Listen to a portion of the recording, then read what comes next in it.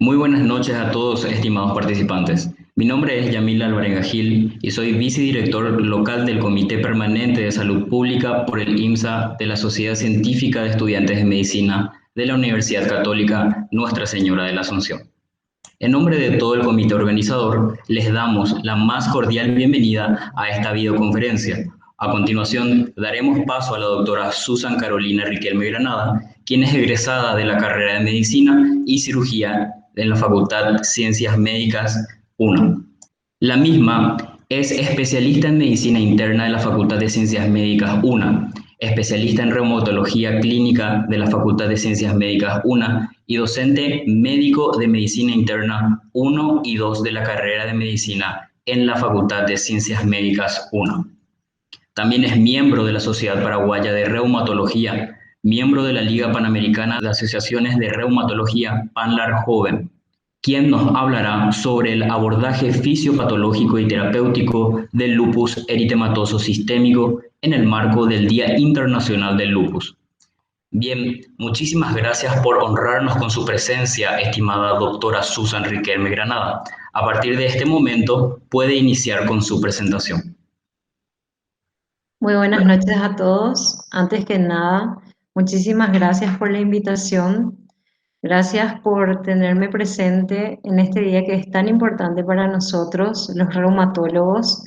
El día, el 10 de mayo, día en que recordamos el Día Internacional del Lupus, y lo recordamos para concienciación, para hacer una campaña de concienciación todos los años, para que de esa manera nosotros podamos llegar de una manera precoz al diagnóstico, como para poder garantizar o tener muchas mayores chances de dar una mejor calidad de vida en el paciente, que es al fin y al cabo nuestro objetivo en esto. Y bueno, nuevamente, gracias por medio de Yamil a todo el comité por la invitación y permitirme hablarle un poquitito de algo que me apasiona muchísimo, que forma parte de la reumatología, ¿sí? En esta ocasión vamos a conocer un poquitito más acerca del lupus eritematoso sistémico. Entonces, conozcamos un poco más sobre el lupus eritematoso sistémico. En primer lugar, ¿cómo le definimos al lupus? El lupus es el prototipo de enfermedad autoinmune sistémica que se caracteriza por ser una patología crónica, cíclica. ¿Por qué cíclica? Porque va en periodos de remisión clínica y actividad clínica, por lo que justamente es de esto lo que vamos a hablar más adelante. Además de esto, si bien se dice que es de causa desconocida, con los avances en la ciencia, en los estudios que hasta hoy día se vienen haciendo, tenemos ciertos alelos que predisponen genéticamente a al desarrollo de esta patología. Es por ello que el antecedente patológico familiar juega un rol muy importante a la hora de realizar una anamnesis correcta en el paciente en quien sospechamos de lupus eritematoso sistémico. Y esta patología se caracteriza por ser muy heterogénea en el sentido en que puede afectar a cualquier órgano, tejido o sistema. Cualquier órgano de todo nuestro cuerpo puede verse afectado por los autoanticuerpos generados en el lupus eritematoso sistémico. En las anomalías inmunológicas son una característica particular de ella, de esta patología, y es importante recordar que antes de avanzar, tener una conciencia de qué es lo que llamamos autoinmune. ¿A qué llamamos patología autoinmune? Recuerden que patología autoinmune le denominamos aquellas en la que existe un desbalance en la relación a nivel celular y existe un problema en la diferenciación de lo propio y lo no propio. Es decir, como le explicamos muchas veces al paciente, las células reconocen como extrañas a células propias de su cuerpo. Y la característica del lupus es que puede reconocer como extraña a varias de estas células. Muy bien, un poquito sobre epidemiología antes de adentrarnos bien en la patología. Es importante saber y diferenciar tanto la incidencia como la prevalencia de esta patología. Los casos nuevos por año se estima que son de 1 a 25 por cada 100.000 habitantes, tanto en América del Norte, América del Sur, en Europa y en Asia. Sin embargo, la prevalencia es mucho mayor, que va de 73 por cada 100.000 habitantes.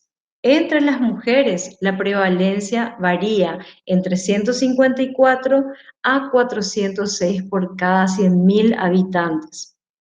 Por cada 100.000 mujeres sería en este caso.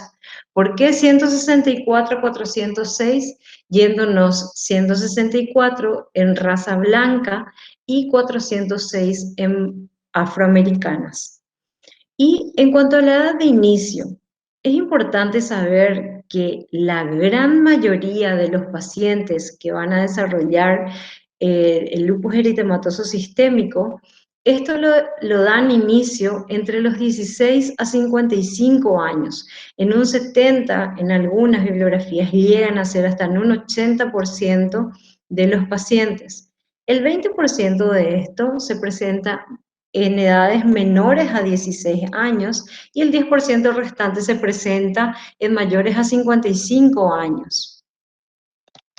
Ahora, en cuanto a la relación varón-mujer, la balanza se inclina mucho más en favor, por decir de alguna manera, en favor de la mujer. La mujer es mucho más o se encuentra mucho más predispuesta a desarrollar esta patología.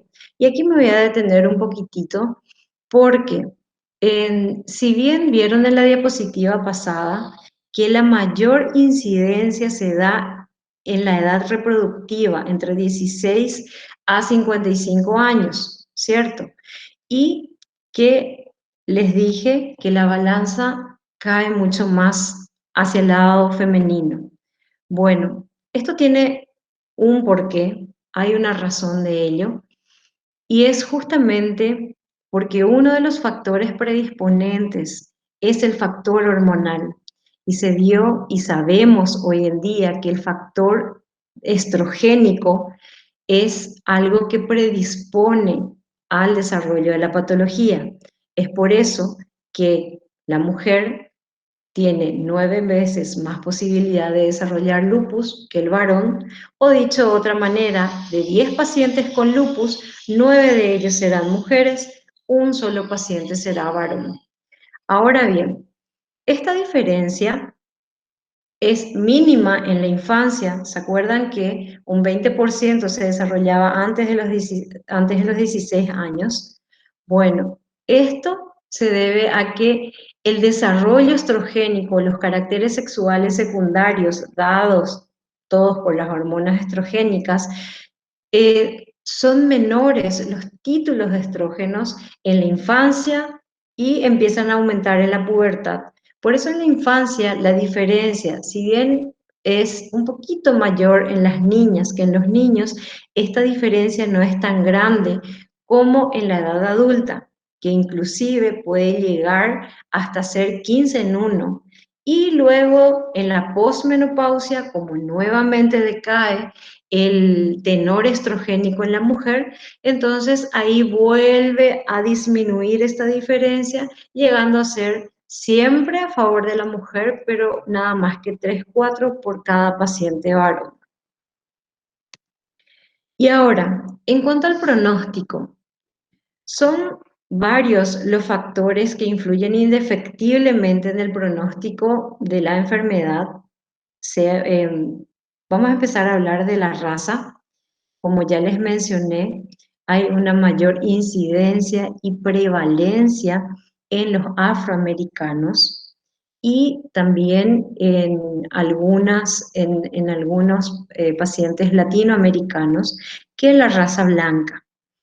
Ahora bien, lo del sexo ya lo expliqué, la mujer mucho más predispuesta, y, pero hay una cuestión, estamos hablando aquí del pronóstico. Ciertamente en la mujer es mucho más frecuente el lupus eritematoso sistémico y en el varón menos incidente y prevalente, pero la patología por lo general se presenta más agresiva y de peor pronóstico en los varones, ya que la nefropatía lúpica, al igual que otras patologías, se ven con mayor frecuencia y con mayor afectación, con mayor intensidad y con mayor grado de actividad de la enfermedad en el varón que en la mujer.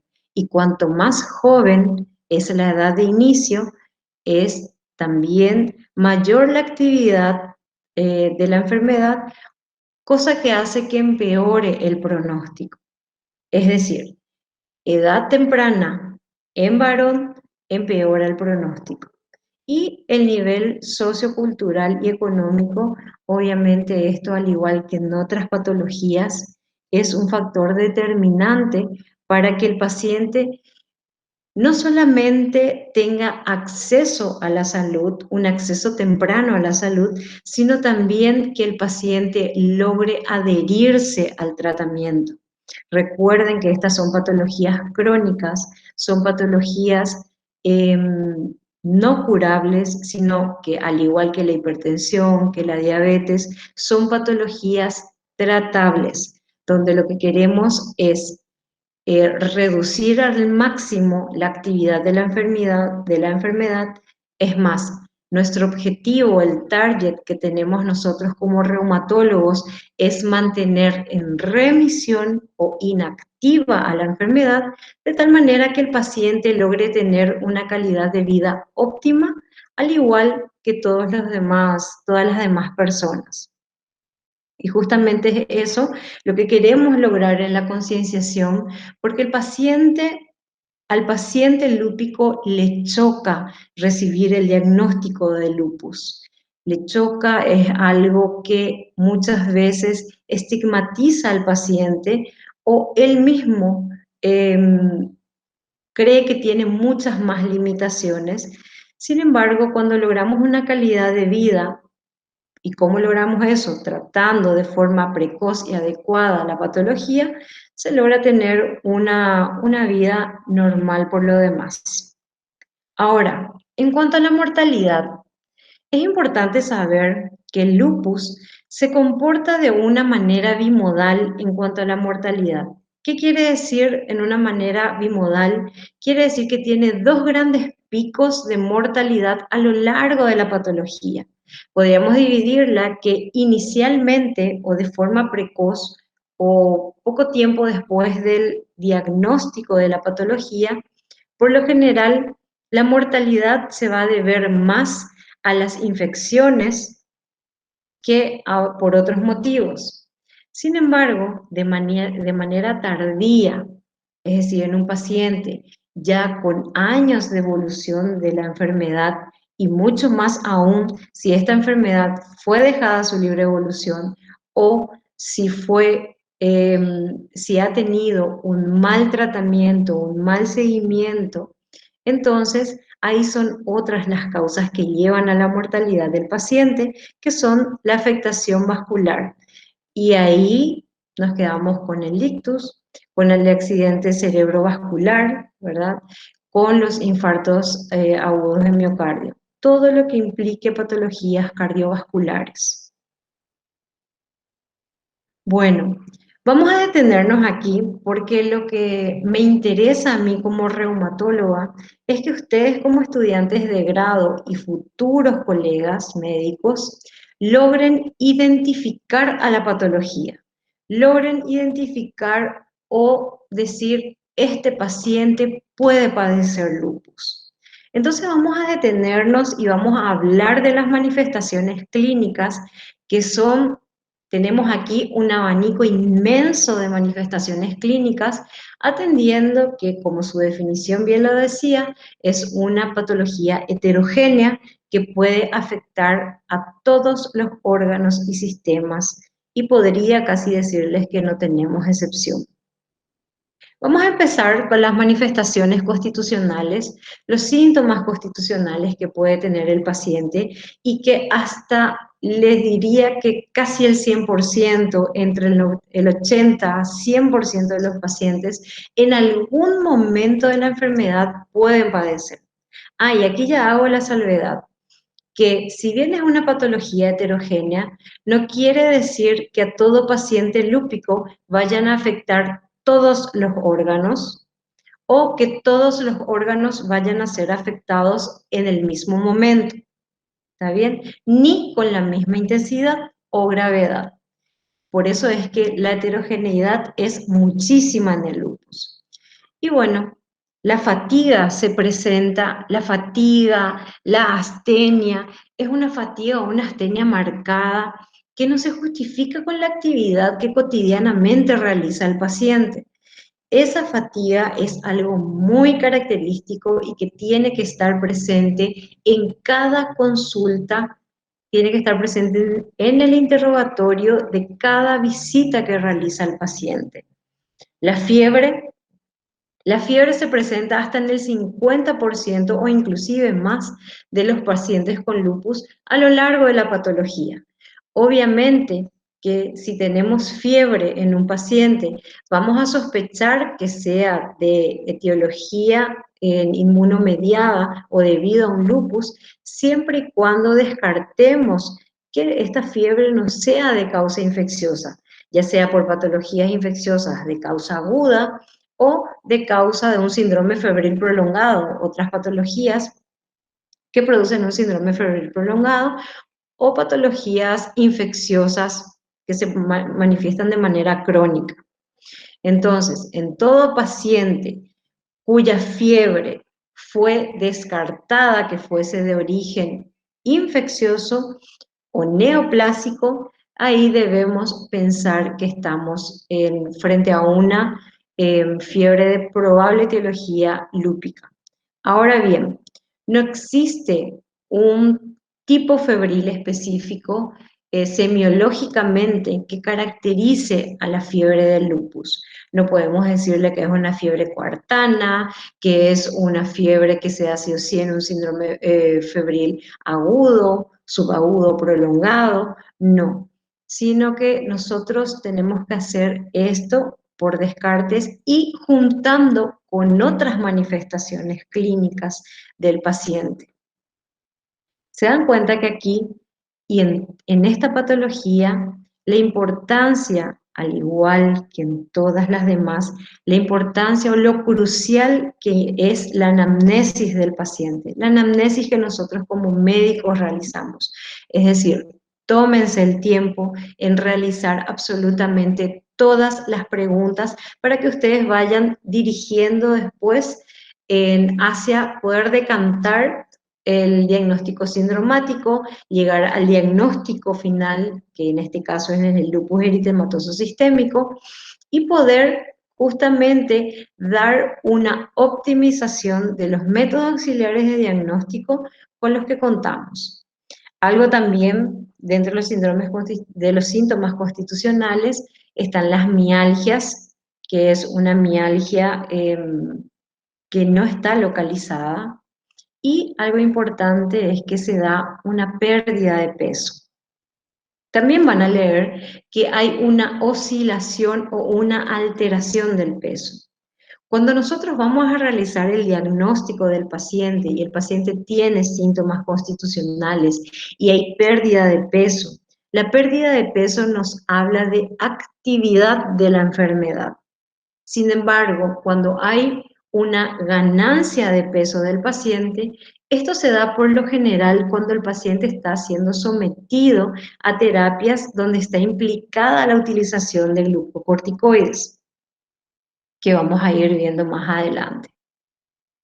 Siguiendo con las manifestaciones clínicas, vamos a hablar ahora de otra manifestación que se presenta muy frecuentemente, le diría también yo en la mayoría de los pacientes, ocurre hasta en un 90% de los pacientes, Pero esto no quiere decir que si el paciente no tiene artralgias o artritis, no sea un lupus. Recalco esto. Entonces, ¿pero cuáles son las características de las artralgias y artritis de este paciente? Es una artritis o una artralgia de tipo inflamatoria, que tenemos que diferenciar muy bien de la artralgia de tipo mecánica. Suele ser una de las primeras manifestaciones cuando estas existen, y algo muy característico y algo que tenemos que hacer un paralelismo y algo que nos ayuda a diferenciar de la artritis presentada por el paciente con artritis reumatoide y el paciente que presenta lupus, es que la artritis del paciente lúpico no es erosiva. Son, pero rarezas, o son casos muy raros o anecdóticos en los cuales el lupus presenta una artritis erosiva. Entonces, para que se les quede en la mente, la artritis del lupus se caracteriza por ser no erosiva. Además de esto, se caracteriza por ser poliarticular y simétrica, al igual en este caso que la artritis reumatoide. Otras manifestaciones, y aquí vamos a detenernos también un poquito, porque es la manifestación mucocutánea. Estamos acostumbrados, y justamente por esto la portada de la presentación mía fue una mariposa, porque lo que simboliza al lupus es justamente la mariposa. ¿Por qué? Por el eritema malar. El eritema, que sí, ahí perfectamente se ve en la primera imagen, en la imagen superior, que es una lesión cutánea de tipo eritematosa que se puede presentar en forma de placa, que se caracteriza por abarcar la región malar bilateral, el tabique nasal, pero se caracteriza por respetar el surco nasolabial. Entonces, esa es una característica. Y existe una inmensa variedad de lesiones cutáneas que se pueden presentar en el lupus, que podemos caracterizarlas o diferenciarlas en lesiones de tipo agudas, subagudas o lesiones lúpicas de tipo crónica. Si es que observamos la imagen y pudiesen seguir mi cursor y vemos la imagen de abajo, la que está a la izquierda, es una lesión típica aguda del lupus que se da por un eritema, ¿sí? Un eritema, y que, si se dan cuenta, las zonas más afectas son las zonas fotoexpuestas, las zonas que están expuestas tanto a la radiación solar o a cualquier tipo de radiación o iluminación artificial. ¿Está? Entonces, aquí meto ya eh, algo de valor, que tenemos que hacer nosotros. El diagnóstico diferencial entre el eritema malar también es el de la rosácea. ¿Por qué? Porque la rosácea también es una lesión que se da en rostro y que se presenta por fotosensibilidad, pero con la diferencia que la rosácea no respeta el surco nasolabial. ¿Está? Ahora, ya les hablé que la lesión más común es el eritema malar, y muchos pacientes, y por eso les metí como afectación mucocutánea, porque si bien tenemos lesiones cutáneas, algo que caracteriza al lupus es la presencia de aftas, que pueden ser orales o en orificio nasal. Estas aftas se pueden presentar en el paladar, en la lengua, pero la característica particular y lo que nos va a hacer diferenciar de lesiones de tipo herpéticas, por ejemplo, o de úlceras de tipo herpéticas, es que las aftas del lupus son indoloras.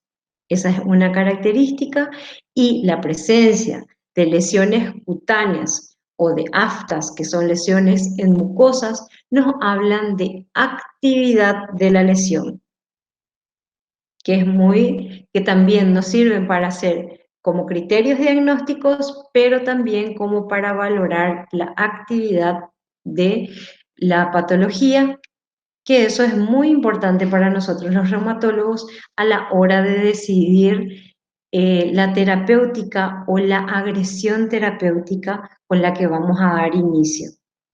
Bueno, en la segunda imagen, volviendo a las lesiones cutáneas, observamos unas lesiones de tipos discoides que se dan en el lupus subagudo, y acá en la tercera imagen inferior observamos una lesión de tipo que se observa en el lupus cutáneo, pero de tipo crónico.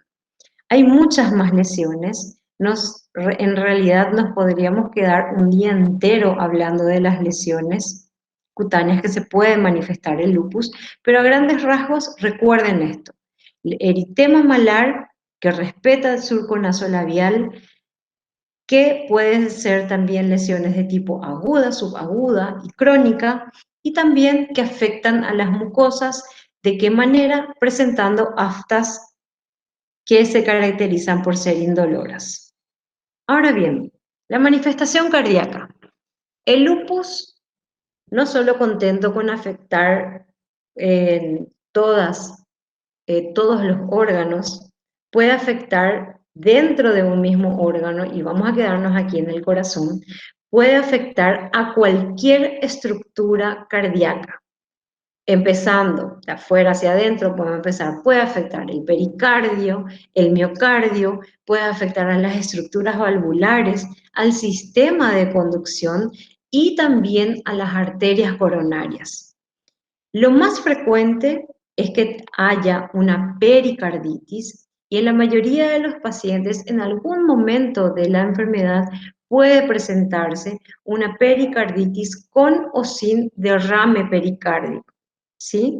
Ahí entonces entramos dentro de la serositis y le metemos ahí a la pericarditis, que, como les digo, puede o no tener derrame pericárdico.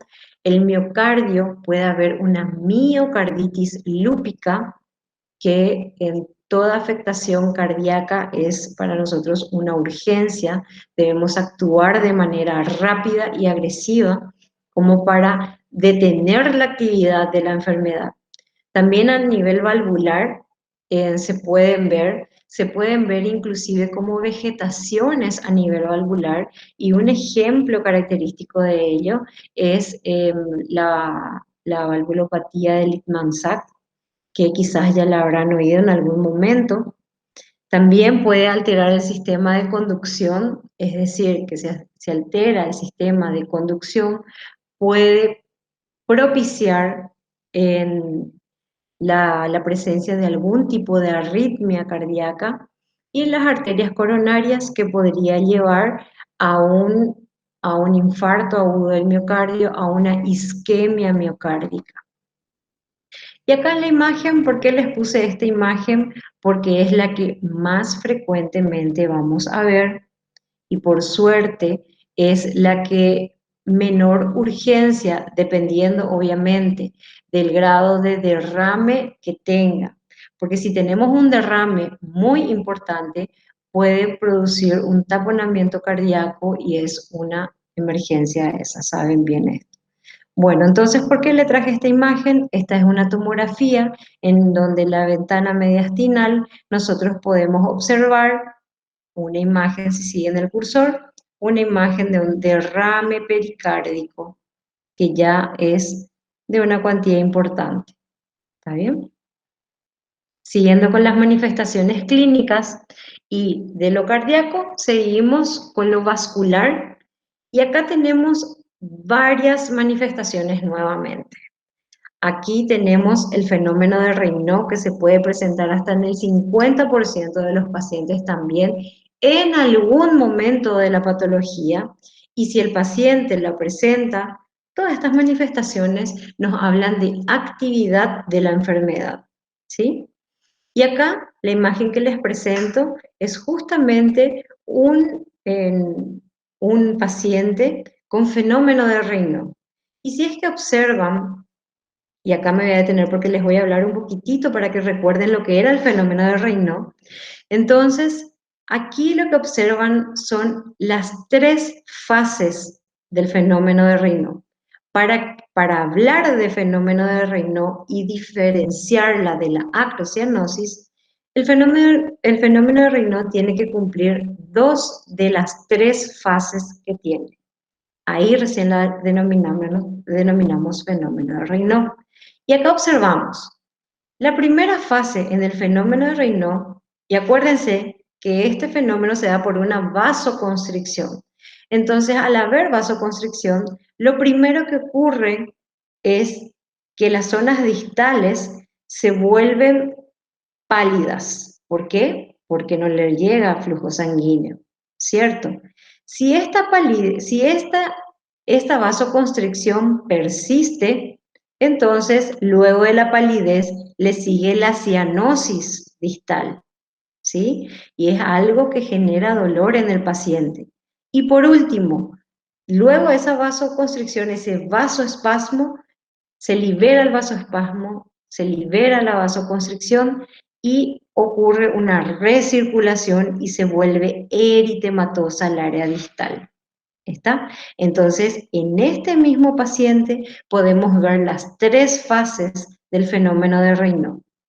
Otras manifestaciones vasculares que también se pueden presentar son las vasculitis, que son mucho menos frecuentes que el fenómeno de Raynaud, pero sí se presenta, que puede ir hasta en un 36% de los pacientes con diagnóstico de lupus.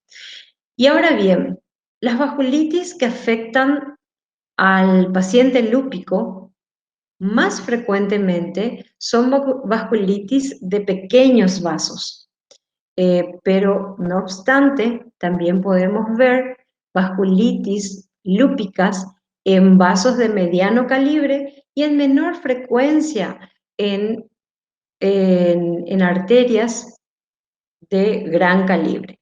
Acá las vasculitis pueden ser tanto arteriales como venosas. Ahora, la enfermedad tromboembólica.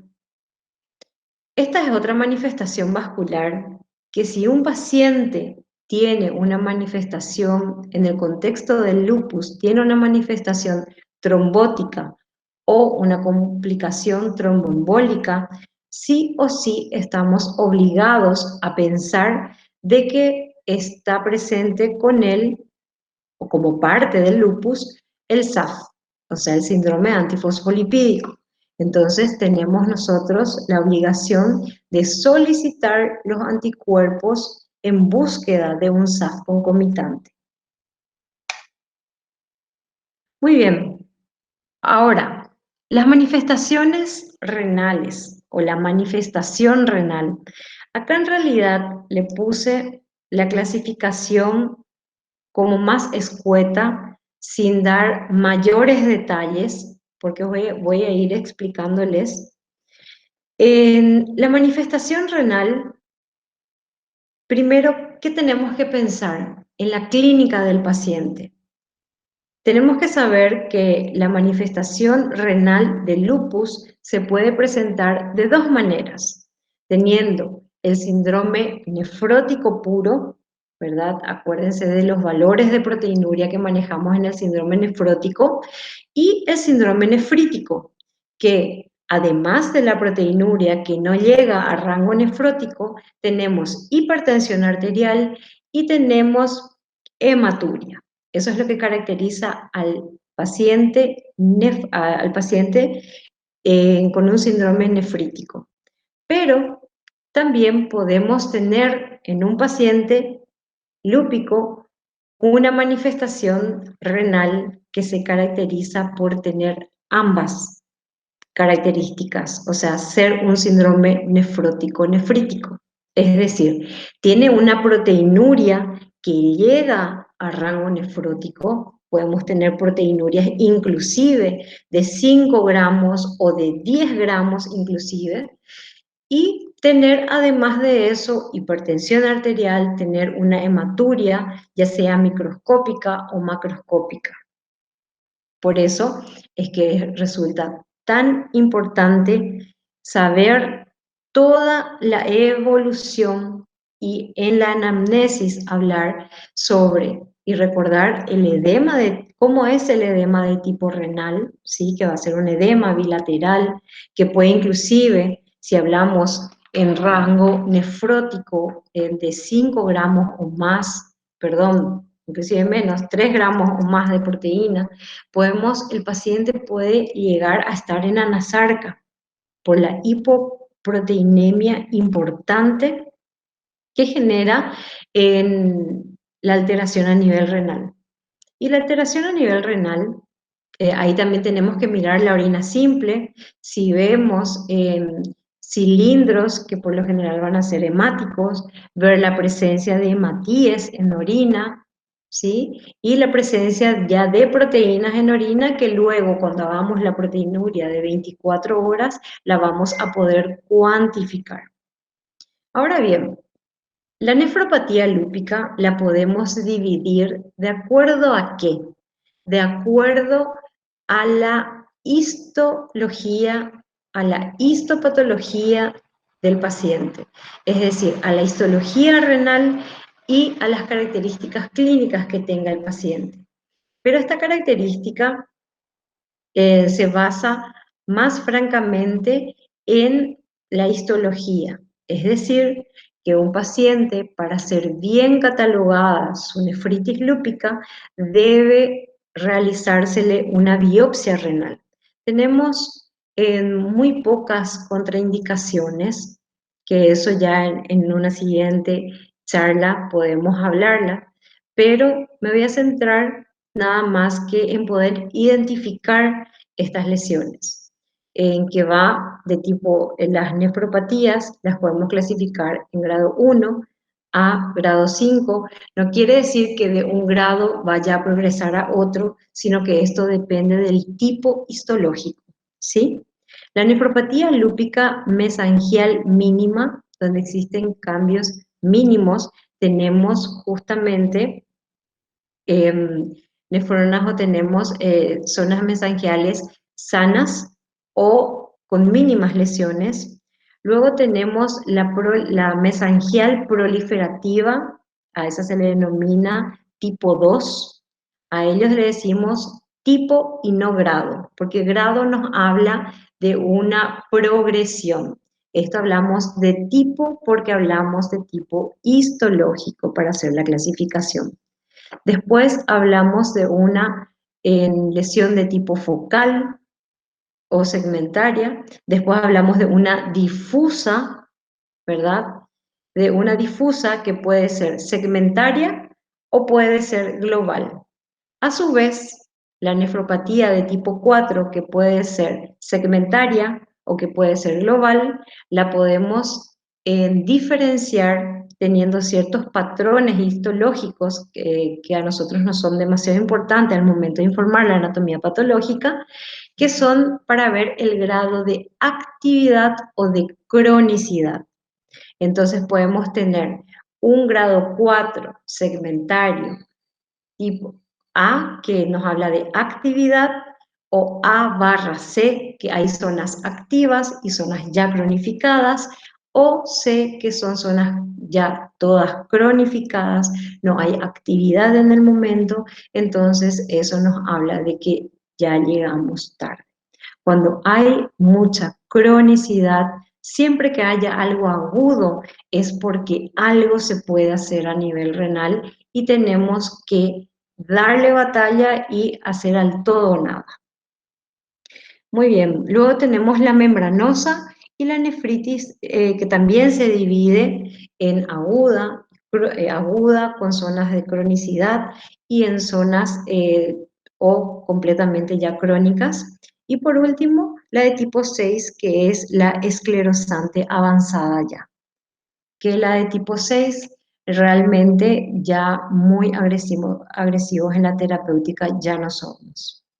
Me voy como mezclando ya un poquito de terapéutica o introduciendo ya un poquito nada más. Luego, las manifestaciones pulmonares. El pulmón tampoco queda exento de las manifestaciones o de la afectación de los autoanticuerpos del lupus.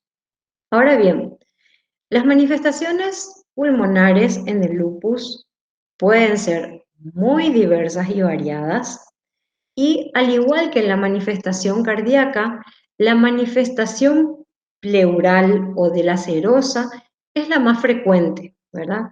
Que puede ocurrir también con o sin derrame pleural, ¿sí? Y cuando tenemos el derrame pleural en el paciente lúpico, lo normal que se haga, si nosotros hacemos una toracocentesis, hacemos el estudio citoquímico de ese líquido pleural, este tendería a ser un exudado, porque no, aquí no se da eh, por un problema oncótico como los que se produciría un trasudado, sino que aquí hablamos de una inflamación, o sea que vamos a tener gran contenido proteico celular y es por eso que hablamos de un exudado en el citoquímico del líquido pleural. Ahora bien, este exudado por lo general va a ser mayormente a expensas de mononucleares y no a expensas de polimorfonucleares, ¿sí? Siempre que tengamos un exudado a expensas de polimorfonucleares, primero pensar en patología infecciosa. Esto es a expensa de mononuclear, que también se puede presentar en la TBC, pero ¿cuál es la característica de el derrame pleural de tipo lúpico? Que va a tender a ser bilateral. Ciertamente puede ser mayor a expensas de un lado que del otro, pero va a tender a ser bilateral. Los senos costofrénicos, ambos van a tender a ser, tender a estar borrados, ¿verdad?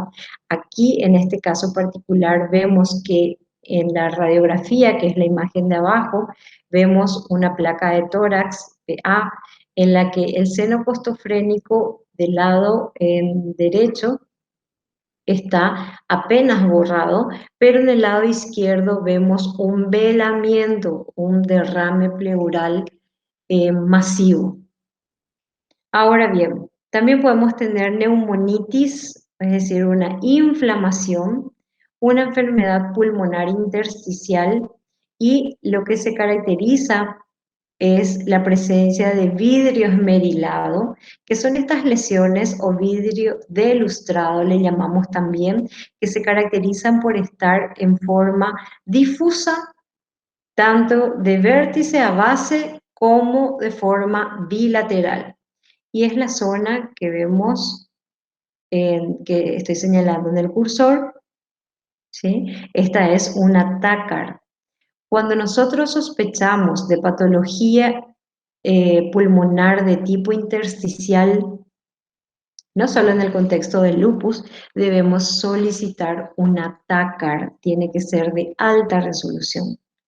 Otro compromiso pulmonar importante, pero que se da en la minoría de los pacientes, por suerte, es la hipertensión pulmonar o con menor frecuencia la hemorragia alveolar. La hemorragia alveolar es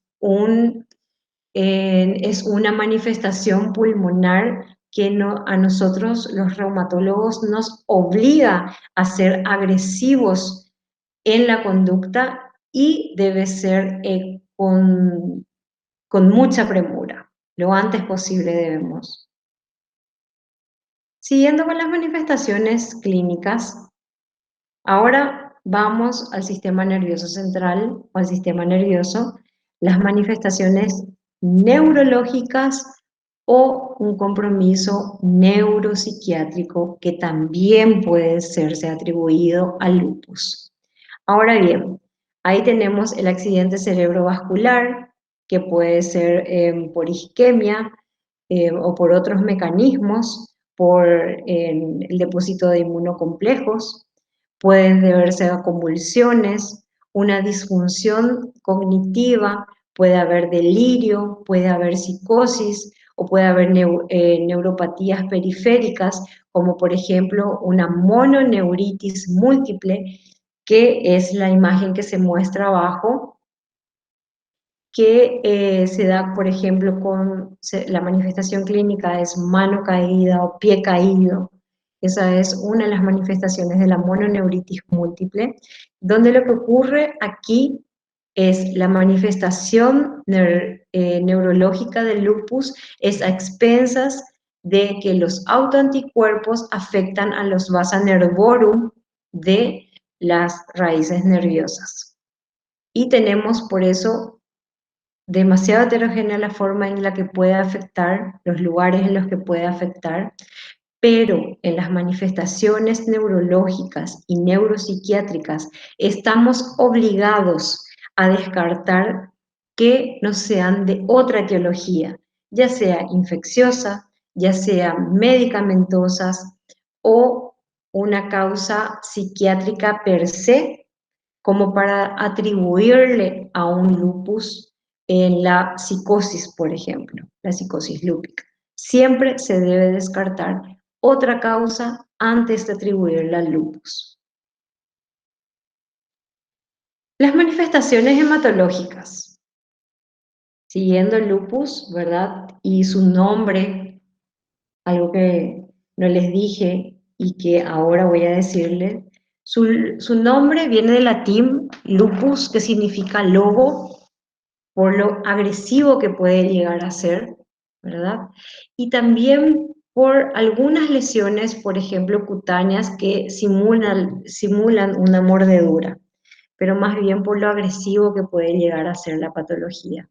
Y si se dan cuenta, en todo lo que recorrimos en este breve tiempo y hablando a grandes rasgos de las manifestaciones, puede afectar absolutamente a todos los órganos y en todas sus estructuras y de todas las formas. Y no es la excepción si hablamos a nivel hematológico, ya que puede afectar a las 3 líneas celulares. Puede afectar a la línea roja, a la línea a la serie blanca y a la derivada de los megacariocitos o a la línea de las plaquetas. Entonces, puede producir una leucopenia, que hablamos de leucopenia por debajo de 4.000 glóbulos blancos, y por lo general se da más a expensas dentro de la leucopenia, a expensas de una linfopenia, que cuando hablemos de los criterios de clasificación y criterios diagnósticos, estos están presentes. También puede afectar a la serie roja, produciendo una anemia, que acá vamos a hacer dos grandes diferencias. Puede afectar a la anemia, puede producir una anemia de tipo enfermedad, de tipo anemia que se presenta en las enfermedades crónicas. Entonces, en todo paciente, y acá le van a dar la gran importancia a ver los índices hematimétricos, que lastimosamente muchas veces muchos médicos no lo tienen presente, y es algo que siempre tienen que tener presente. Entonces, ver cómo va a estar el volumen corpuscular medio en la anemia, enfermedades crónicas, y la hemoglobina corpuscular medio, es decir, ver los índices hematimétricos. Esa es una de las anemias que puede producirse en el contexto de una enfermedad crónica. Pero la otra, y la que por lo general a nosotros, y estamos obligados a descartar que primariamente no se deba, es a una anemia de tipo hemolítica. Es decir, los autoanticuerpos son los que están afectando a la línea roja, a los hematíes, entonces ocurre una destrucción de estos y produce una hemólisis masiva. Esta hemólisis también es una de las manifestaciones en las que debemos actuar de forma rápida. Pero tenemos otros parámetros para saber si es una anemia de tipo hemolítica. Obviamente, la velocidad de la instauración, ver ya ahí el índice hematimétrico, que no va a estar alterado por lo general. Ahí tenemos también que fijarnos en la hemoglobina, en la bilirrubina y ver, acuérdense que en la anemia hemolítica la bilirrubina aumentaba a expensas de una de ellas, ¿sí? También pedimos, algo que pedimos también es la aptoglobina, otra cosa que pedimos es el test de Coombs directo, que cuando tenemos nosotros el test de Coombs directo positivo, nos habla de una anemia hemolítica de tipo autoinmune. Y por último, la última línea, que es la línea plaquetaria, donde las plaquetas nosotros podemos tener una trombocitopenia. Es lo que caracteriza al paciente que puede presentar lesiones de tipo equimóticas, que es la que vemos en la imagen de abajo, lesiones de tipo petequiales, en algunas ocasiones puede, cuando la plaquetopenia o la trombocitopenia es severa, el paciente puede presentar sangrados espontáneos. Y también implica no solamente criterio diagnóstico, sino criterio de actividad de la enfermedad. Y ahora bien, antes de hablar de los diagnósticos, no quiero olvidarme de que también existen otras manifestaciones clínicas.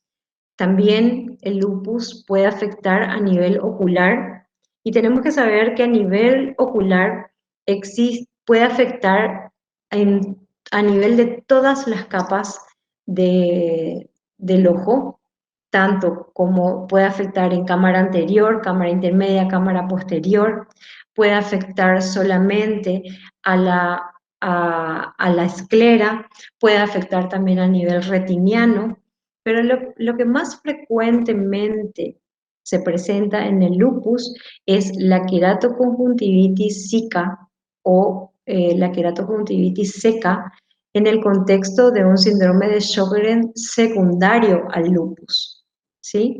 También podemos tener afectación de retina, que inclusive muchas veces se puede observar con edema retiniano, puede haber imágenes algodonosas en el estudio oftalmológico.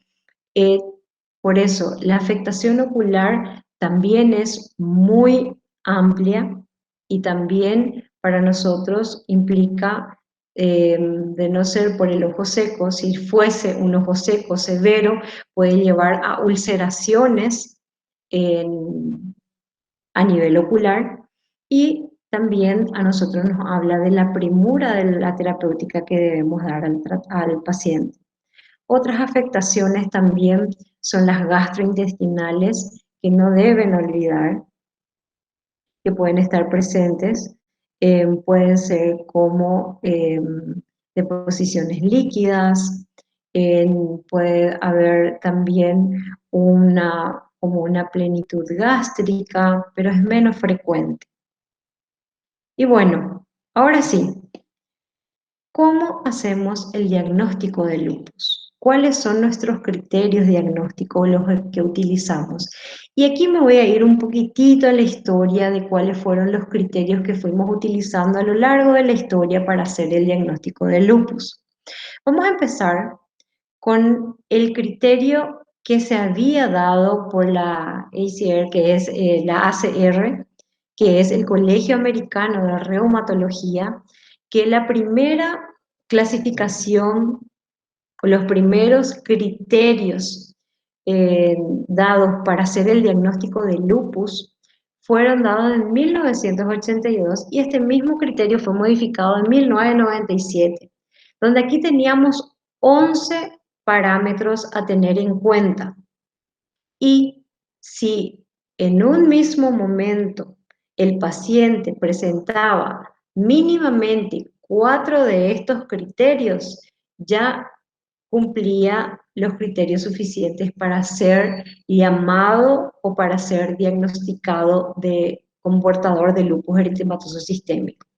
Y ahí estaba incluido primeramente el eritema malar, o sea, la lesión. Se dan cuenta que los tres primeros criterios son criterios cutáneos: el eritema malar, el lupus discoide que le había mostrado la imagen, también la fotosensibilidad y las úlceras orales. Ahí entonces estamos mucocutáneos. Después la artritis, que tenía que ser no erosiva. Como sexto criterio la serositis, ya sea pleuritis o pericarditis. Como séptimo criterio, una enfermedad renal, ¿verdad? Con una proteinuria mayor o igual a 0,5 gramos en 24 horas, es decir, 500 miligramos o más en 24 horas, o la presencia de cilindros celulares o hemáticos en el sedimento urinario.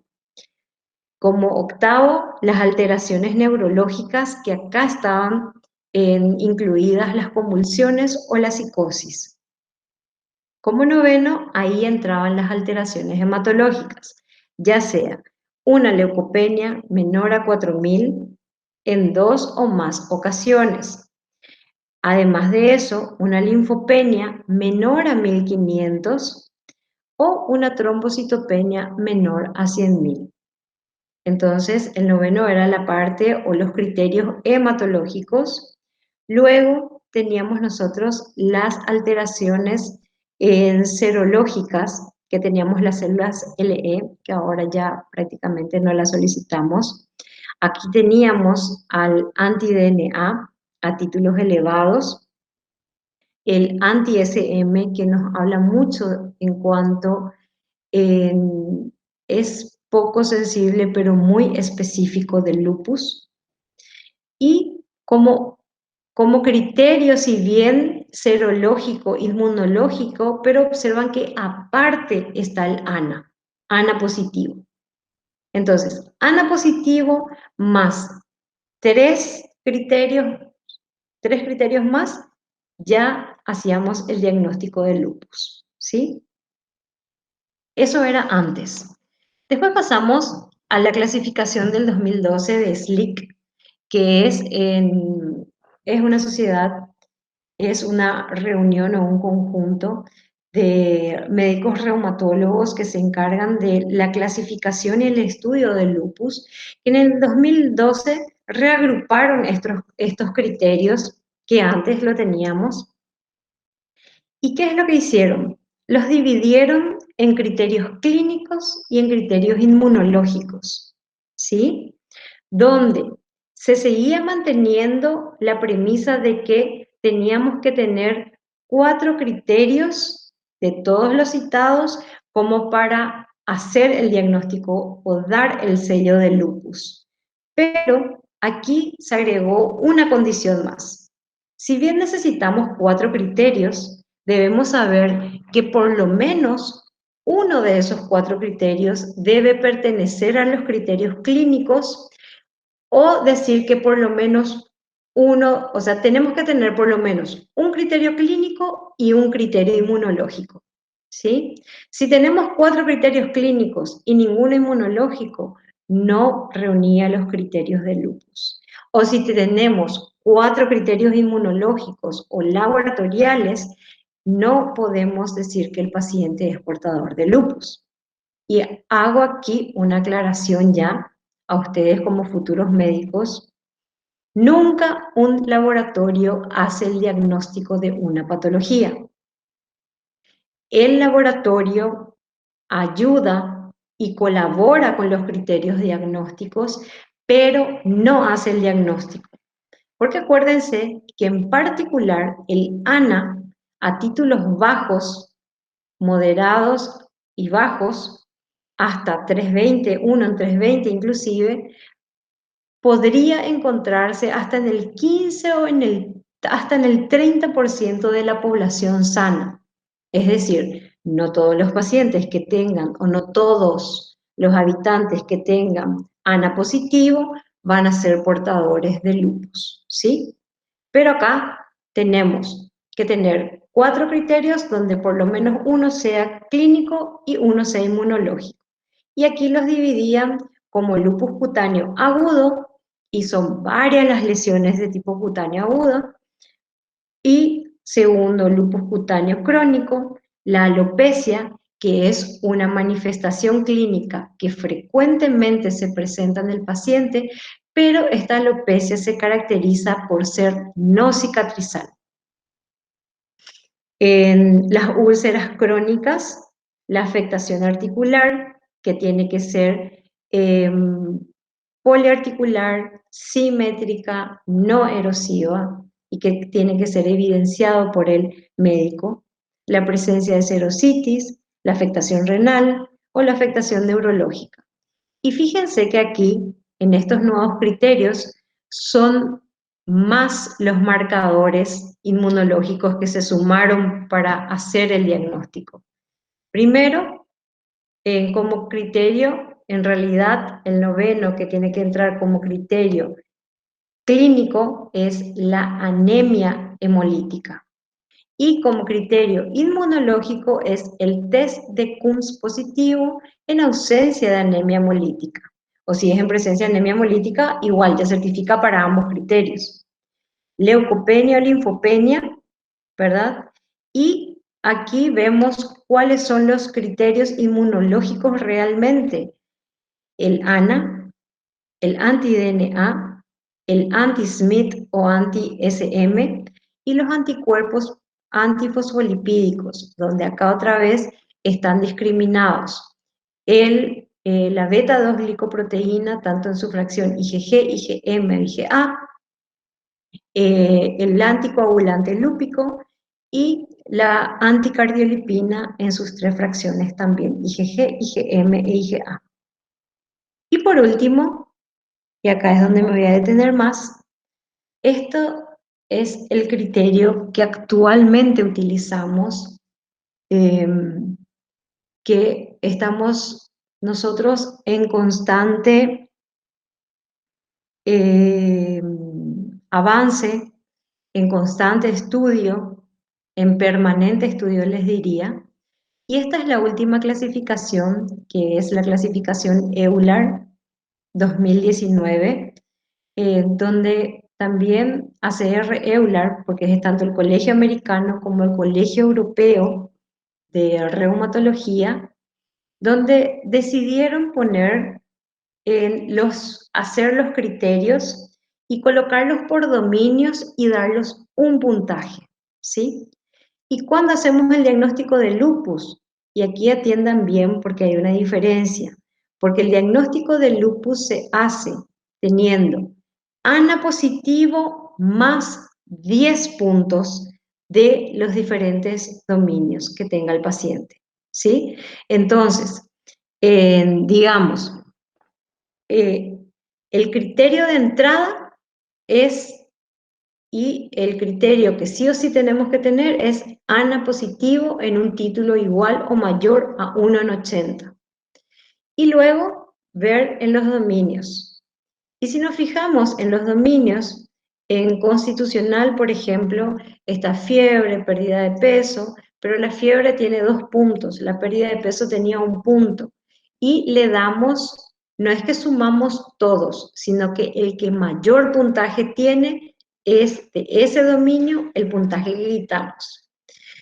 Entonces, a nivel cutáneo, si tiene todas las lesiones que ahí se presentan, el paciente tiene alopecia no cicatricial, tiene úlceras orales, pero tiene un lupus cutáneo agudo, cuenta entonces como 6 puntos porque es el que mayor puntaje le da y es el que presenta al paciente.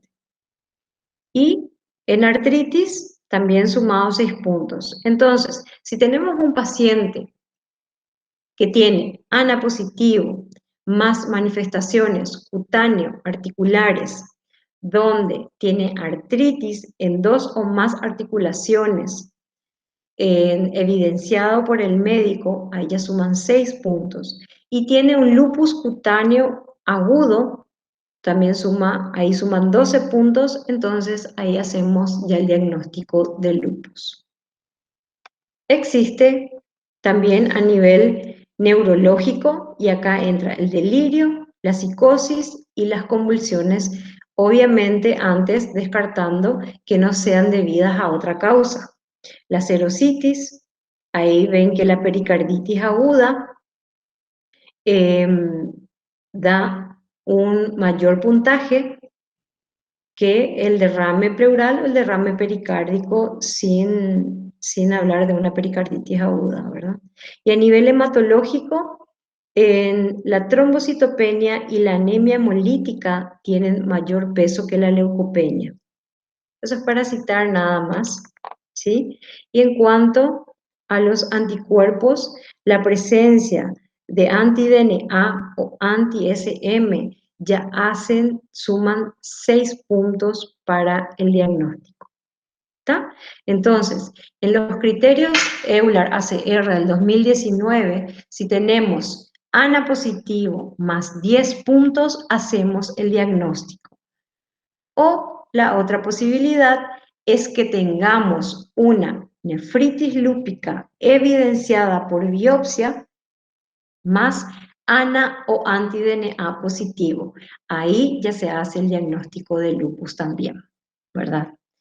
Y acuérdense que no necesariamente tienen que estar estas manifestaciones de forma simultánea y que se usa dentro de un mismo dominio el que mayor número tiene. Y bueno, vamos a hablar un poco de la terapéutica. Hablar de la terapéutica sería para otra charla, si vamos a hablar de forma bien minuciosa y si nos ponemos a desmenuzarlo bien, pero sí quiero darles un pantallazo sobre la terapéutica y decirles que tengan algunas nociones claras en cuanto al tratamiento del lupus. Lo fundamental desde el inicio de la terapéutica es, primero, todo lo que implique calidad de vida del paciente. Es decir, la protección solar, acuérdense, y es algo que ahora les voy a mencionar. Nosotros tenemos ciertos factores gatillantes o desencadenantes de la enfermedad, de la enfermedad inmunomediada en general y en este caso del lupus, ¿sí? Como ya les mencioné, que si bien la definición dice que es de causa desconocida, pero tenemos mínimamente 3 alelos que fueron identificados que predisponen genéticamente a su desarrollo, es decir, que nosotros en nuestro material genético lo podemos tener, pero es como una enfermedad que la tenemos dormidita. Entonces, si nosotros estamos o nos sometemos a algunos factores que funcionan como gatillante o desencadenante, podemos despertar a la enfermedad. ¿Está bien? Y uno de esos desencadenantes o gatillantes es la exposición solar, la exposición a los rayos UV. También es el estrés, la falta de sueño, las infecciones u otras comorbilidades que tenga el paciente y que estas otras comorbilidades no estén siendo compensadas o tratadas de manera adecuada. Muy bien, entonces, lo fundamental, siguiendo con el tratamiento, es, por lo que les acabo de mencionar, la protección solar. Es más, nosotros preconizamos como reumatólogos sol cero en el paciente lúpico. El paciente lúpico no puede exponerse a la luz solar. Entonces el paciente lúpico, además de usar ropa adecuada, donde la mayor parte de la superficie corporal esté protegida, usar sombreros o lo que fuese, debe utilizar protector solar mínimamente con un factor de protección solar de 50 o más, que tiene que ser retocado mínimamente cada 3 horas, dependiendo del factor de protección solar que le demos al paciente. Pero eso es en caso de que no exista otra de que el paciente tenga que tener alguna mínima exposición. Pero en lo posible y lo que recomendamos y sugerimos es sol cero, exposición cero. Y aún así la colocación de protectores solares. Otra, prevenir la osteoporosis, porque tienen que saber que cuando hay una disminución en la exposición solar, obviamente se impiden ciertas reacciones que promueven la activación de la vitamina D.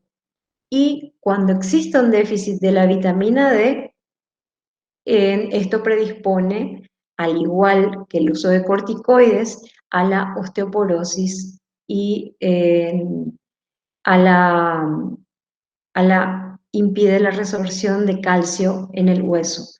Y todo esto lleva a una osteoporosis. Entonces, todo paciente con lupus tiene que estar suplementado con vitamina D, y con más razón si es que el paciente está con un tratamiento con corticosteroides, este paciente tiene que tener calcio sí o sí. Y llegada la edad posmenopáusica en la mujer o en un paciente que de forma crónica fue mantenido en tratamiento con corticoides, debe realizársele la densitometría ósea, o sea, si tiene factores de riesgo que predispongan a fracturas, y una de ellas es la utilización crónica de corticoides, debe ser sometido a una densitometría ósea. Pero en sí, el paciente tiene que tener calcio, vitamina D, y si se acuerdan de las manifestaciones cardiovasculares que pueden ser de causas isquémicas, obviamente nosotros estamos obligados a prevenir la dislipidemia y la hiperglicemia en el paciente. También la prevención de hipertensión arterial, y aquí es donde empezamos, y acá les voy a dar un realce o una importancia en que todo paciente lúpico debe tener como tratamiento o como pilar del tratamiento a la hidroxicloroquina. La única razón por la que el paciente puede no tener hidroxicloroquina y que tristemente no lo tiene es que sea alérgico a la hidroxicloroquina, que es muy excepcional, o que produzca una pigmentación o una retinopatía pigmentaria, y es por eso que nosotros debemos hacerle el control o la evaluación oftalmológica cada 6 meses o un año. Siguiendo con el tratamiento, algunas consideraciones sobre la terapéutica, y con esto quiero que se queden. Nunca olvidar que la terapéutica depende de varios factores. De varios factores quiere decir, principalmente, depende de qué órgano esté afectado, depende de qué tanta afectación haya, de qué tanta actividad haya, y para eso nosotros tenemos unos criterios de actividad que le llamamos el Selena-Sledai, donde nosotros a puntuamos a varios criterios clínicos. La mayoría de ellos clínicos tenemos como 14 ítems que vamos, donde la gran mayoría son clínicos, y otros poquitos ahí tenemos en criterios inmunológicos. Y dentro de los criterios inmunológicos de actividad son C3 y C4 consumidos, o la presencia de anti-DNA, o si es que este paciente ya tenía anti-DNA positivo, que este anti-DNA haya aumentado entre un 20 y un 40% su titulación con respecto al último valor que teníamos. Todos los demás parámetros, y cada uno de ellos tiene una puntuación que nos hace hablar de una actividad leve, moderada o severa, ¿sí? Y dependemos de eso para la agresividad en la conducta terapéutica, ¿sí? Pero por lo general nosotros siempre hacemos una terapia de inducción en la que hacemos una terapia más agresiva, como para tratar de frenar o cuya finalidad es la de frenar o disminuir al máximo la actividad de la enfermedad en lo posible, remitirla, y luego hacemos un tratamiento de mantenimiento en el que siempre le hacemos el control al paciente tratando de que se mantenga la enfermedad dormida o en remisión. Es decir, tratamos de mantener en el tratamiento de, de, de remisión, ¿verdad? O en el tratamiento, en el seguimiento posterior a la inducción, siempre tratamos de tener al paciente con la mínima dosis de la droga con la que se mantenga dormida o en remisión a la patología. Bueno, eso es uno de los factores eh, que influye en el tipo y la dosis y los fármacos que vamos a utilizar. Justamente otro de los factores es la edad del paciente. Y aquí en particular, la edad, si está el paciente en edad reproductiva, tanto en hombre como en mujer. Si está en edad reproductiva, entonces, y estamos obligados a hacerle cierta terapéutica que es teratogénica, o sea, donde debemos contraindicar el embarazo. Entonces, eso lo hablamos con el paciente y hacemos como un consentimiento informado para poder hacer la terapéutica porque es la más indicada y la adecuada en ese momento. Ahora bien, un poquitito hablarles antes de continuar con la terapéutica, porque una de las preguntas que había hecho era si la mujer en edad reproductiva, la mujer lúpica en edad reproductiva, ¿se puede embarazar? La respuesta es sí, pero la enfermedad debe estar controlada o en remisión para poder tener una gestación. Y tenemos una premisa.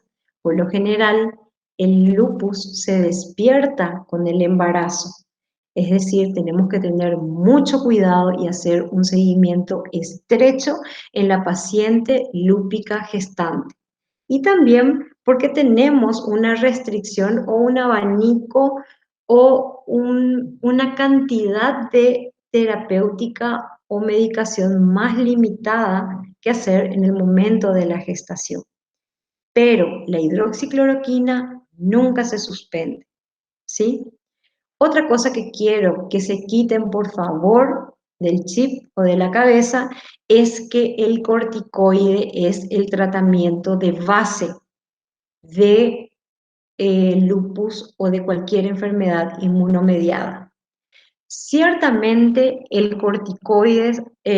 corticoides a nosotros los reumatólogos nos ayuda muchísimo porque es a dosis alta, sabemos que es el mejor en antiinflamatorio y es un inmunosupresor a dosis alta.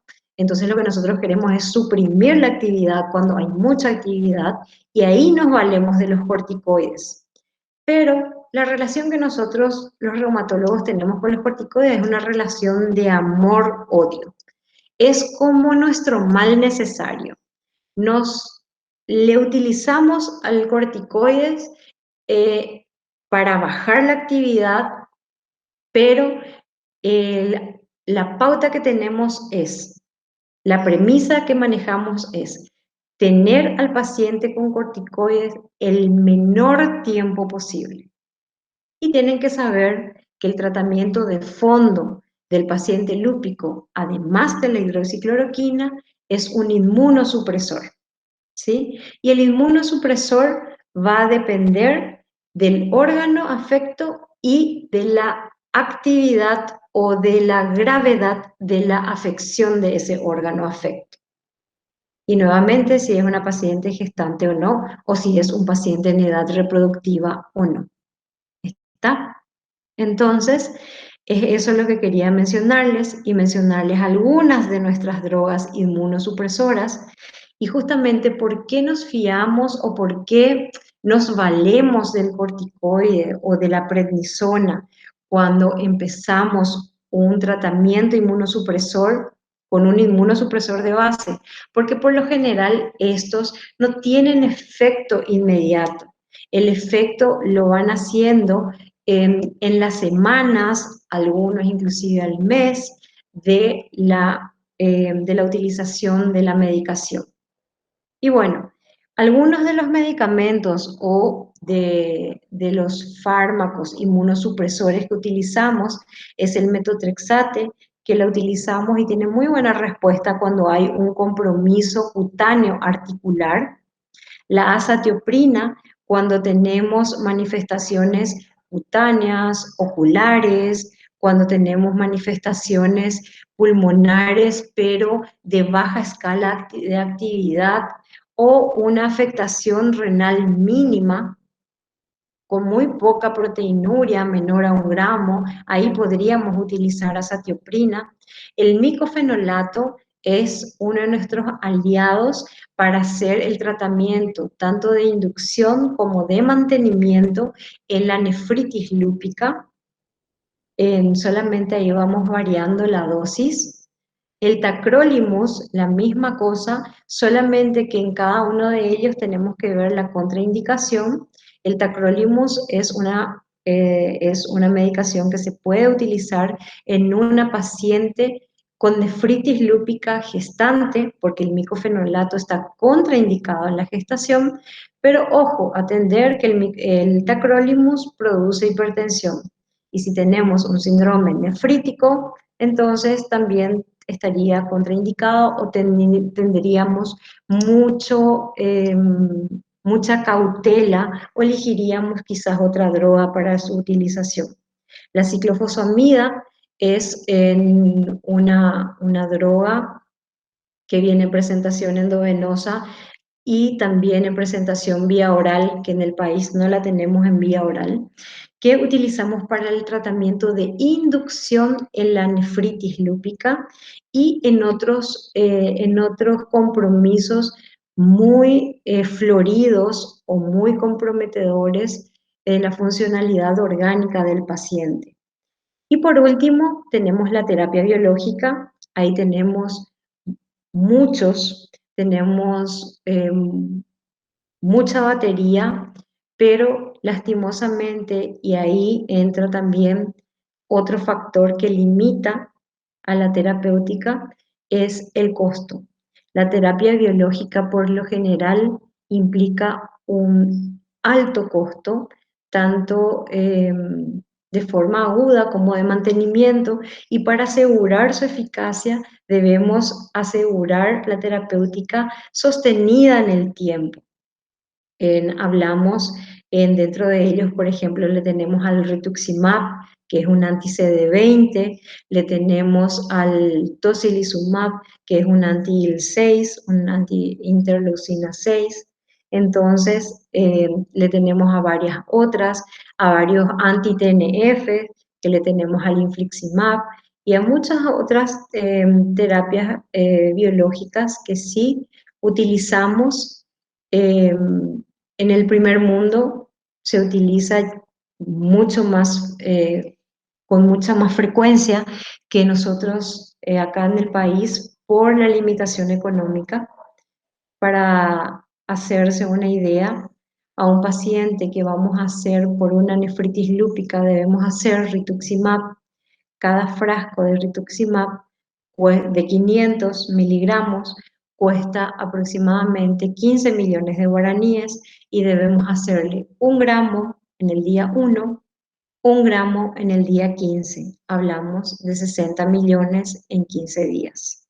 Y eso se repite a los 6 meses, según los esquemas terapéuticos que utilicemos, porque tenemos varios esquemas. Pero es para para que se den una idea nada más del costo del que hablamos Tenemos otras que cuestan un poco menos, pero hablamos rondando a los 7 u 8 millones de aplicación eh, quincenal, cada 15 días.